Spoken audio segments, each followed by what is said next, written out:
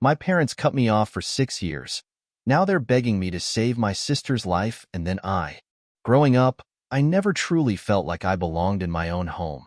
From the moment I was old enough to understand emotions, I knew that something was off. My parents always said they loved me, that they cared for me just as much as my older sister, Charlotte, but their actions told a different story. Charlotte was the center of their world, and I was just an afterthought, a supporting character in a life that revolved around her. No matter what I did, how hard I tried, I could never compete with the attention and concern they showered on her. Charlotte was 5 years older than me, and from the day I was born, she resented me. My mother once told me a story, laughing as she recalled how Charlotte had thrown a tantrum when she first saw me in the hospital. She screamed, kicked, and refused to look at me, as if my very existence was an insult to her. My parents brushed it off, calling it a phase, saying she just needed time to adjust. But she never did. As a child, I didn't understand why my sister hated me. I tried everything to make her like me. I would bring her my favorite toys, sit next to her when she watched TV, even try to copy the way she talked and walked, hoping she'd see me as someone worth keeping around. But Charlotte wasn't interested. She'd snatch my toys, shove me away, and call me names that I barely understood but knew were meant to hurt. The worst part was that my parents never did anything about it. I remember one Christmas when I was about 6. I had been excited for weeks, dreaming about unwrapping presents under the tree, about spending time with my family. That morning, I tore open a box to find a toy spaceship I had been wanting for months. I was over the moon, holding it close, imagining all the adventures I would have with it. Then Charlotte walked in. She saw me holding it, narrowed her eyes, and before I could react, she snatched it from my hands and slammed it against the wall, breaking it into pieces. I burst into tears, devastated. My mother rushed in, and for a brief second, I thought she would finally punish Charlotte, finally stand up for me. But instead, she sighed, rubbed her temples, and turned to me. "Mason, you know your sister gets overwhelmed easily. Just let it go, okay?" That was the first time I realized my feelings didn't matter in this house. Charlotte's behavior only grew worse as we got older. If I had something she wanted, she took it. If I achieved something, she found a way to ruin it. When I started school, she made sure to humiliate me in front of her friends, calling me names, spreading rumors about me, making me feel small. At first, I tried telling my parents, thinking they would step in, but every time I brought up how Charlotte treated me, they dismissed it. "She's struggling," they'd say. "She has trouble controlling her emotions. You just have to be patient with her." Patience.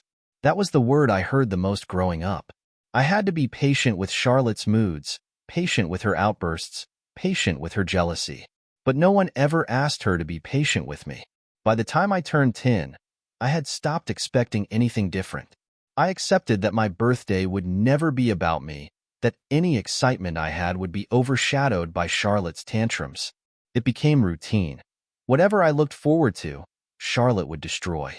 When I was 12, I won first place in the school science fair. It was the first time I had ever been recognized for something, and I was proud of myself. The principal handed me a certificate, and my teacher told me I had a bright future ahead of me. That night, I came home beaming, holding my award like it was made of gold. I placed it on the dining table and turned to my parents, waiting for their praise. Before they could even look at it, Charlotte grabbed it and tore it in half. I froze, my hands trembling as I stared at the ruined certificate. My parents sighed but didn't say anything to her. I felt my heart pound as I waited for them to tell her she was wrong, to tell her that she had crossed a line. But they didn't. Instead, my father simply said, "It's just a piece of paper, Mason. Don't make a big deal out of it." That night, I lay awake in bed, staring at the ceiling, my chest aching.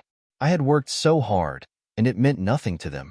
I realized then that no matter what I did, Charlotte would always come first. One of the worst moments came when I was 13. I had spent months asking my parents for a special trip, just the three of us. I wanted to feel like I mattered, like I was part of the family. After a long battle of pleading and negotiations, they finally agreed. We planned a weekend trip to Chicago, and for the first time in my life, I allowed myself to feel excited. But when Charlotte found out, everything fell apart. She threw the biggest tantrum I had ever seen, screaming, crying, throwing things. She stormed into my room, got in my face and hissed, "You think you can take them away from me? You think you matter more than me?" I flinched, but I didn't back down. "For once, I just want something for myself," I whispered. Charlotte's face twisted with rage. "You don't deserve anything." Her words hit harder than any shove or slap she had ever given me. I turned away, fighting back tears, pretending I didn't care. But inside, I was breaking. That night, my parents sat me down. "Mason," my mother said softly, "we think it would be best if Charlotte comes with us. She's really upset, and we don't want her to feel left out." I felt my stomach drop. I had fought so hard for this, and now it was slipping away. "No," I said, my voice shaking. This was supposed to be my trip, but my father just sighed. "Be reasonable, Mason. Charlotte needs us too." I knew I had no choice. I swallowed my anger and agreed. And just as I predicted, the trip was a disaster. Charlotte ruined everything. She refused to enjoy anything, clung to my mother the entire time, and complained nonstop. Within hours, she demanded we return to the hotel, throwing a tantrum so massive that my parents gave in. My dream weekend was over before it even began. That was the moment I stopped hoping. I stopped believing things would change. I accepted that I would always come second. But deep inside, something else was growing. A fire. A quiet, simmering rage. And a plan. A way out. I knew I wouldn't stay here forever. I knew that one day, I would leave this house and never look back. It was just a matter of time. By the time I turned 14, I had learned to expect nothing from my parents. I didn't expect them to listen to me, to take my side, or even to acknowledge my feelings. Charlotte had always been their priority, and I had been forced to accept it. I stopped asking for their attention, stopped fighting for the small scraps of love they threw my way. I kept to myself as much as possible, hiding in my room or spending hours at the library, anywhere that kept me away from her. But even then, she still found ways to make my life miserable. Charlotte's bullying wasn't just physical, it was psychological. She knew exactly how to get under my skin, how to manipulate every situation so that I always came out looking like the bad guy. If I fought back, my parents would scold me for not being understanding. If I ignored her, they'd accuse me of being cold and unkind. There was no winning. She had complete control, and she knew it. One evening, I had been working on a history project in the living room when Charlotte walked in. She glanced at my work, smirked, and without warning, knocked my books onto the floor. Papers scattered everywhere, my hard work ruined in an instant. I clenched my fists, my chest tight with frustration. "What the hell, Charlotte?" She grinned. "Oops. Guess you'll just have to start over." I knew better than to argue. Instead, I started picking up my papers, willing myself to stay calm. But then, as if she hadn't done enough, she grabbed one of my papers, crumpled it, and threw it at me. That was it. That was the moment I snapped. I stood up so fast my chair scraped against the floor. "What is your problem?" I shouted. Before she could answer, my mother rushed into the room. "Mason, what's going on?" Charlotte's face instantly transformed. Her smirk disappeared, replaced by wide, innocent eyes. "I was just trying to talk to Mason, and he started yelling at me," she said, her voice trembling. I stared at her, my mouth open in disbelief. "Are you serious?" Enough. My mother cut me off. "Mason, you need to control your temper. You know Charlotte struggles with her emotions." I wanted to scream. I wanted to tell her everything, to make her see what Charlotte was really like. But I knew it was pointless. No matter what I said, no matter how much evidence I had, my parents would always take her side. After that night, I stopped bothering to defend myself. If Charlotte wanted to make me the villain, let her. I had bigger things to focus on. By 15, I had one goal: getting out. I poured everything into my schoolwork, taking extra classes, studying late into the night. I started looking at colleges, researching scholarships, anything that could get me away from my family as soon as possible. But when my parents found out, they weren't supportive. They were furious.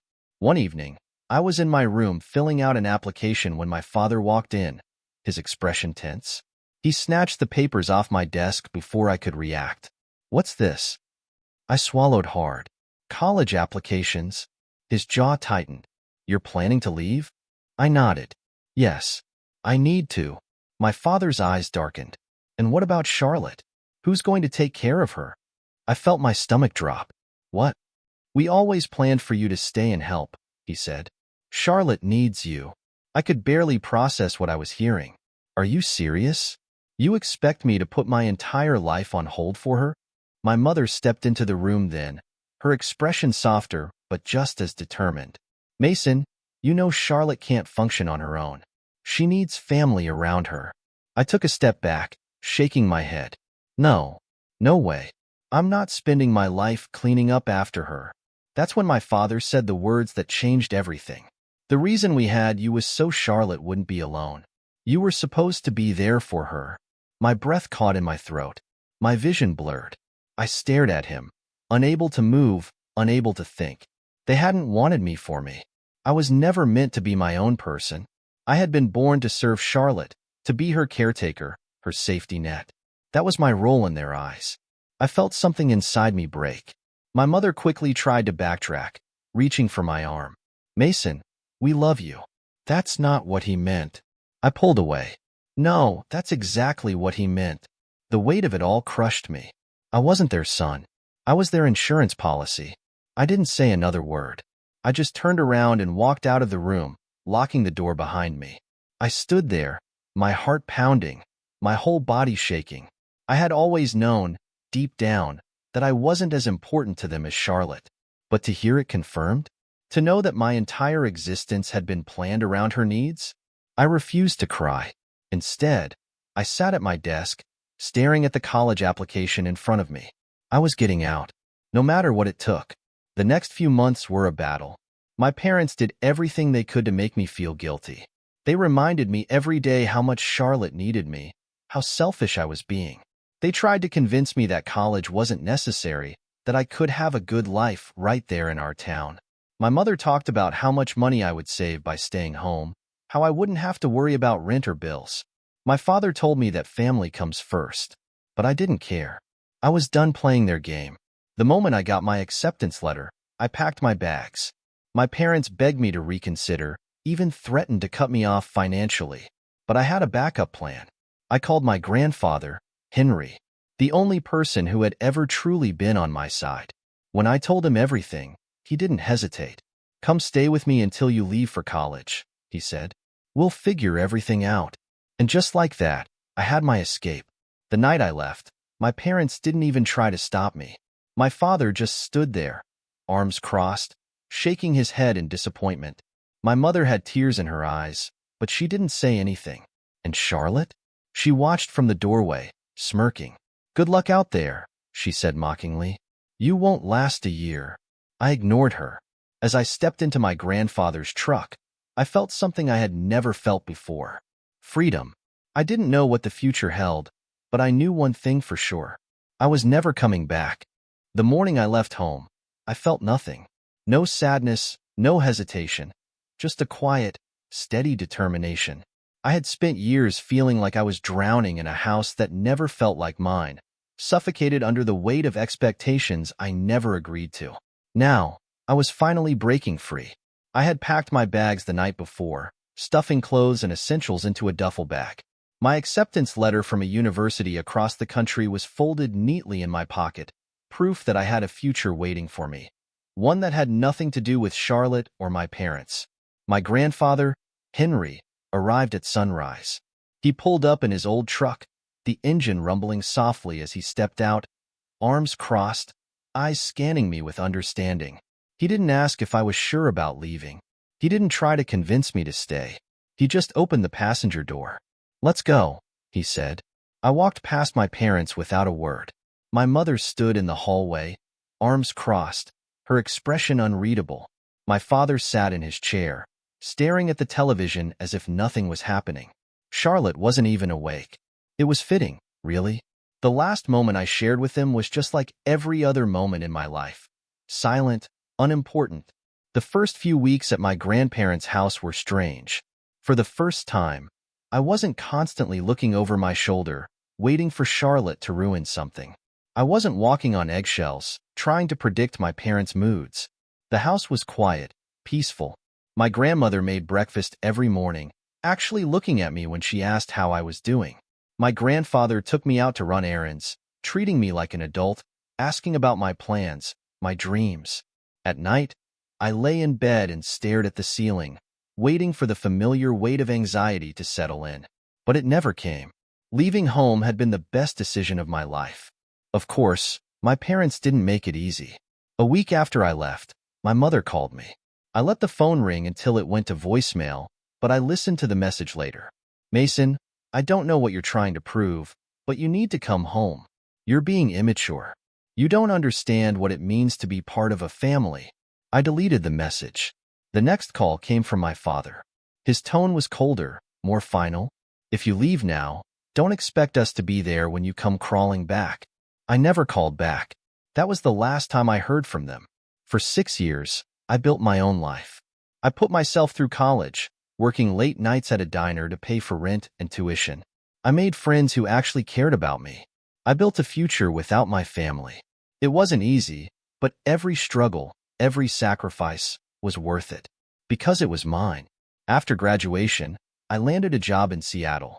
A real job, one that made all those sleepless nights studying worth it. For the first time, I had stability, my own apartment, money that was mine and mine alone. I sent my grandfather a check every month, even though he told me it wasn't necessary. Your family, he always said. But he had been the only one who treated me like family, so I felt no guilt in making sure he was taken care of. I had moved on. I had done what I always dreamed of, escaped my past. Then, one day, my phone rang. I didn't recognize the number. At first, I almost ignored it, but something in my gut told me to answer. Hello? There was silence. Then, a familiar voice. Mason, it's Mom. For a second, I thought I had misheard her.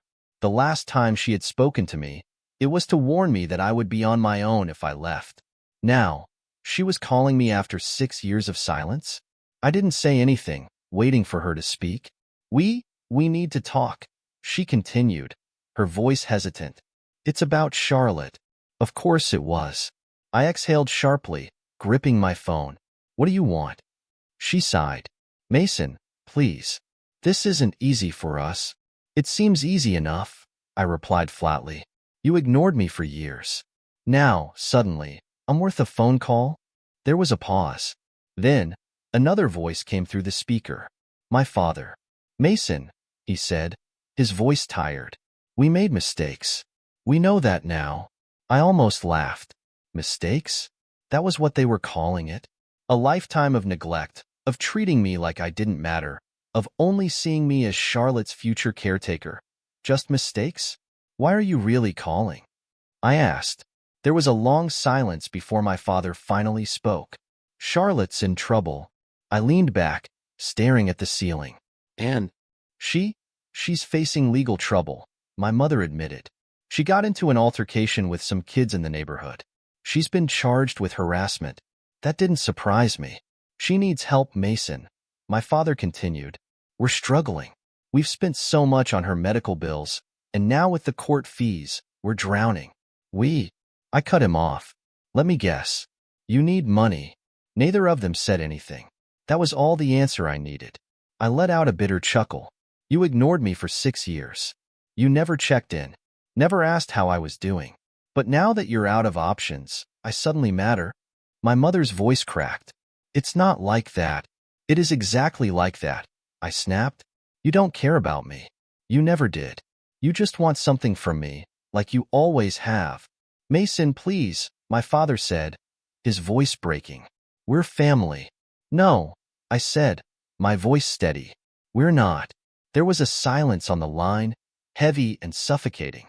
Then, my mother tried one last time. We just want to fix things. I took a deep breath. For years, I had wished they would say those words. I had dreamed about the day they would acknowledge the way they had treated me. But now that it was happening, it meant nothing. I'm sorry, I said, and for the first time, I meant it. But I don't care anymore. I hung up, and just like that, They were gone again. But this time, it was my choice. The moment I hung up, I expected to feel something. Guilt, regret, maybe even sadness. But there was nothing. No ache in my chest, no second thoughts. Just silence. A deep, satisfying silence that I had spent my whole life chasing. For years, I had waited for them to care, for them to say the words I wanted to hear. And now that they had, I realized it didn't matter. It was too late. But, of course, my parents weren't the type to give up so easily. The calls didn't stop. They tried different numbers, leaving voicemail after voicemail. My father's were blunt, almost businesslike. "Mason, this is serious. We're just asking you to listen." My mother's, on the other hand, were filled with emotion, as if she thought guilt might be enough to change my mind. "Please, Mason, we miss you. We just want a chance to make things right." It was almost funny. They hadn't spoken to me in 6 years, but now they couldn't go a single week without reaching out. They had ignored every struggle I had gone through alone, but now that they were struggling, they expected me to care. I deleted every message. Then, 2 weeks later, I made the mistake of answering one of their calls. It was late, and I was exhausted from work. I saw the unknown number, and before I could think, I picked up. I didn't even get a chance to speak before my father's voice filled my ear. "Mason, thank God," he said, relief flooding his tone. "Listen, I know you're angry, but we need to talk." I stayed silent. He hesitated before continuing. "Charlotte's court date is next week. We're drowning in legal fees. We need help." There it was. The real reason behind everything.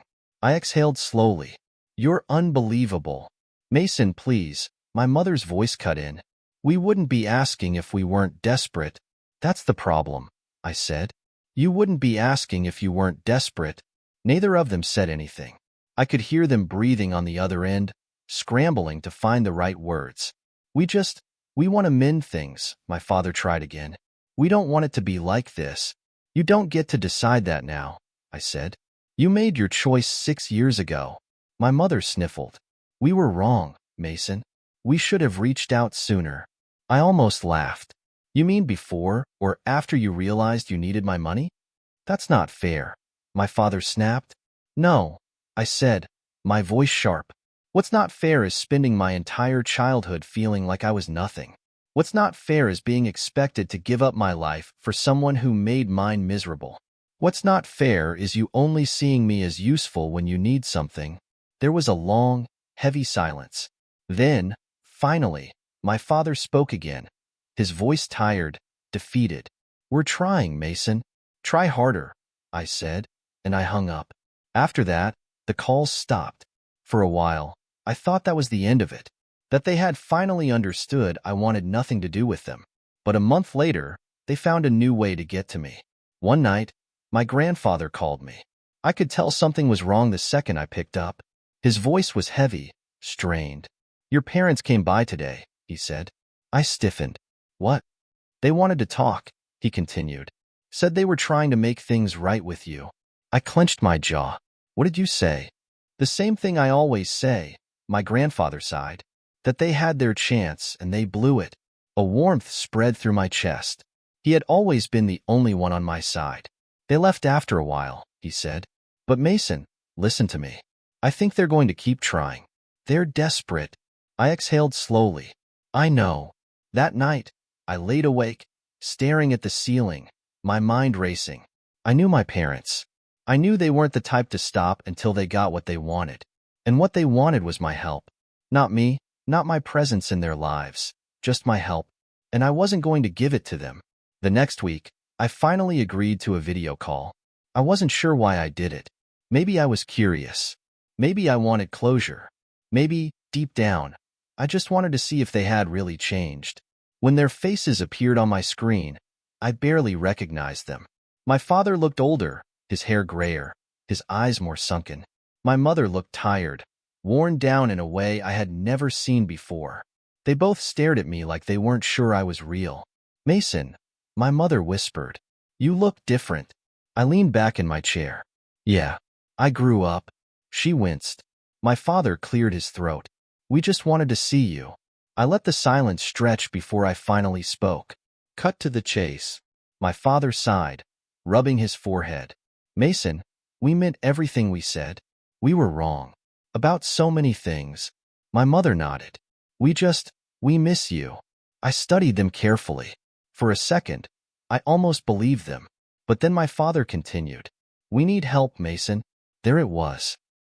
He hesitated before adding, financially. I felt my stomach tighten. And there it is. My mother rushed to explain. It's just for Charlotte.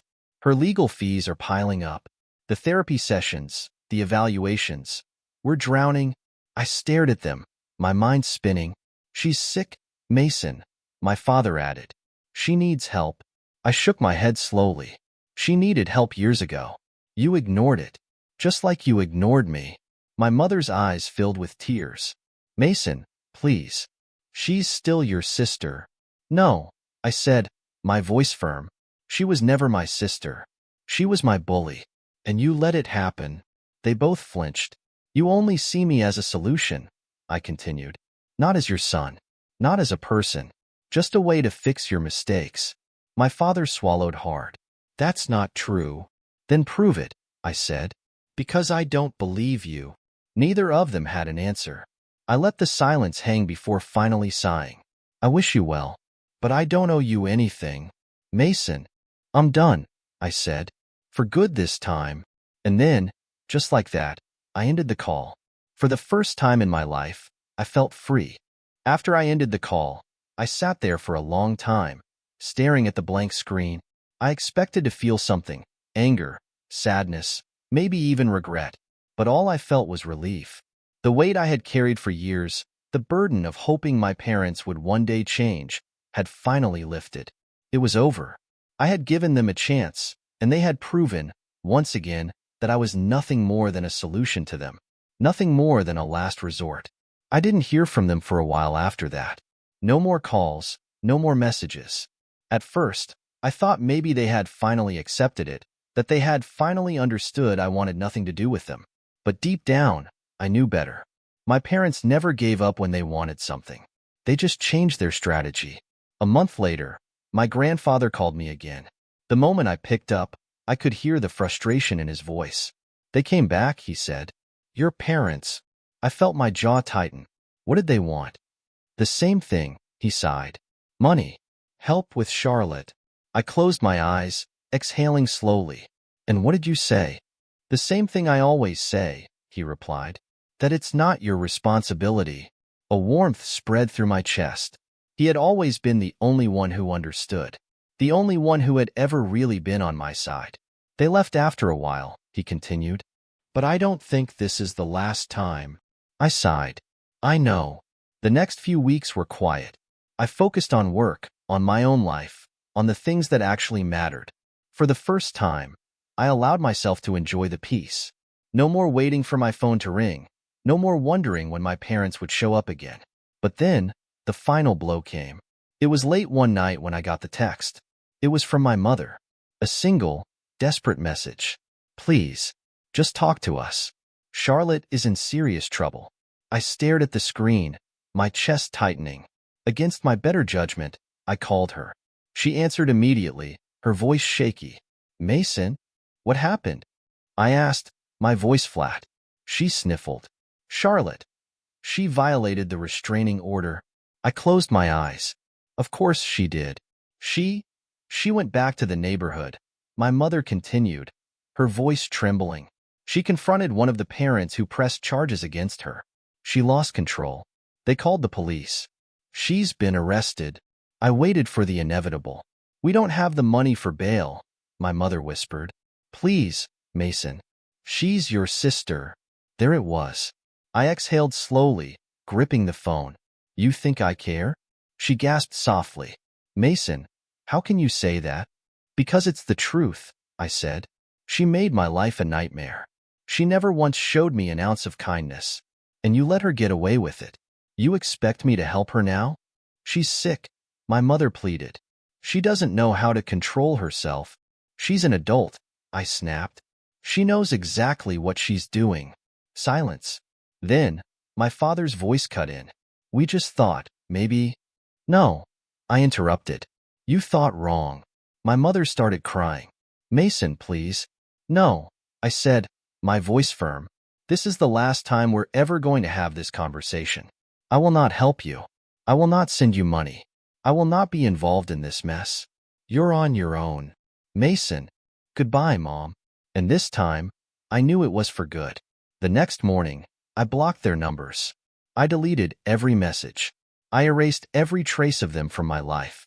For the first time, I truly felt free. Weeks passed, then months.